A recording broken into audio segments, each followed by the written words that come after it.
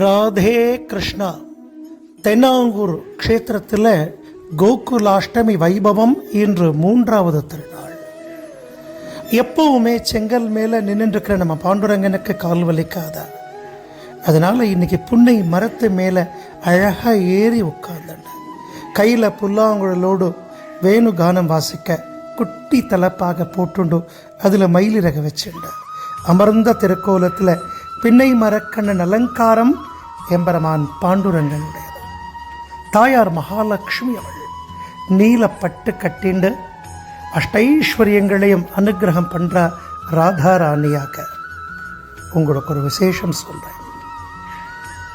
திரேதா யுகத்தில் தசரத மகா சக்கரவர்த்தியினுடைய தபஸ்னால 4 பேர், ஸ்ரீராமச்சந்திரமூர்த்தி, பரதர், லக்ஷ்மணர், சத்ருக்கணர்னு 4 ரத்னங்கள் கிடைச்சது. அதே போல் துவாபர யுகத்தில் 4 பேருடைய தபஸ், தேவகி, வசுதேவர், யசோதா, நந்தகோபர்னு 4 பேருடைய தபஸ்னால கிருஷ்ணருங்கிற ரத்னம் நமக்கு கிடைச்சார். அதை மாதிரி நாம் செஞ்ச அதிர்ஷ்டம் குருஜி ஹரிதாஸ்கிரி சுவாமிகளுடைய தபஸ்னால இந்த பூலோக வைகுண்டமான தென்னாங்கூர் க்ஷேத்திரமும் பாண்டுரங்கனும் நமக்கு கிடைச்சிருக்கா மகாரத்தினமாக. வாங்கோ தென்னாங்கூருக்கு எம்பெருமான தரிசிக்கிறதுக்கு.